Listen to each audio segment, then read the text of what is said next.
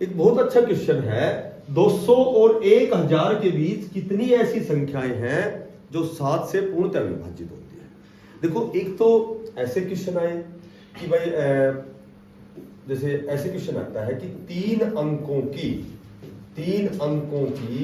कितनी संख्याएं हैं, 3 अंकों की कितनी संख्याएं हैं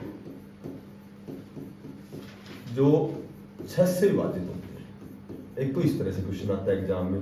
तो यहां एक बात ध्यान रखनी है, या तो 3 अंकों की कितनी संख्या यानी कि 3 अंकों की 100 से और 999 तक 3 अंकों के बीच में कितनी संख्याएं हैं जो 6 से विभाजित होते हैं। एक तो वो एपी वाला जो टॉपिक है समांतर श्रेणी, उसके हिसाब से निकालते हैं। एक सीधा डायरेक्ट आपको क्या ध्यान रखना है, 3 अंकों की पूछी गई है तो 3 अंकों की बड़ी में से 2 अंकों की बड़ी घटा करके और जो जिससे भाज्यक है उससे भाग देना है, यानी कि 900/6 और 6 एकम 6 पंजू यानी कि 150 संख्या।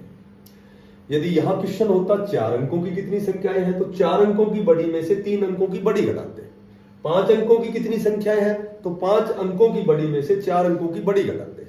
6 अंकों की कितनी संख्याएं हैं, तो 6 अंकों की बड़ी माइनस 5 अंकों की बड़ी। ठीक है।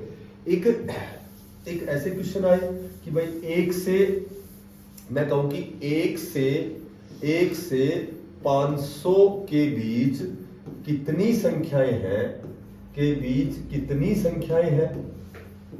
कितनी संख्याएं हैं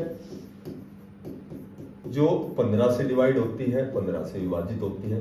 तो यदि 1 से स्टार्ट होता है तो बगैर समय खराब करे आपको डायरेक्ट 500 में से 1 घटा के 15 का भाग देना है और केवल भागफल लेना है। 15 तिया 45 यानी कि 33 संख्याएं होंगी। ठीक है। यदि 1 से स्टार्ट है, 1 से 500, 1 से 700, 1 से 600, तो आपको डायरेक्ट बड़ी संख्या में छोटी घटाओ और जो भी भाज्यक है उसका भाग दो, और जो भागफल है केवल वो हमारा आंसर है, रिमाइंडर है जो शेष फल उसको आप छोड़ दो। और अब देखो यहां जैसे थोड़ा सा हटके क्वेश्चन है, तो ये सारे क्वेश्चन या तो एनटीपीसी में आए हुए हैं या सीजीएल में आए हुए हैं। ठीक है। तो 200 और 1000 के बीच, 200 से 1000 के बीच कितनी संख्याएं हैं, तो यहां 1 से स्टार्ट होता तो डायरेक्ट हम घटा के भाग देते हैं। 200 से 500, 200 से 700, 200 से 1000, 100 से 5, तो क्या करेंगे, बड़ी संख्या में हमेशा 1 घटाकर भाग देना है, किसका, 7 का, क्योंकि यहां मेंशन 7 है। बड़ी संख्या में 1 घटाकर भाग देंगे और छोटी जो संख्या है उसमें 1 जोड़कर भाग देंगे। ठीक है। और फिर जो भी मान आएगा केवल भागफल जो भी आएगा और हम इसको घटाएंगे, 999/7 और -201/7।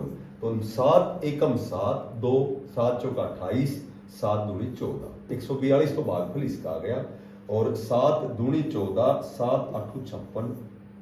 ठीक है। तो ये जो संख्याएं आएंगी ये 1114 आएंगी, 114। इसमें से घटाओगे तो 114 हमारा करेक्ट आंसर है।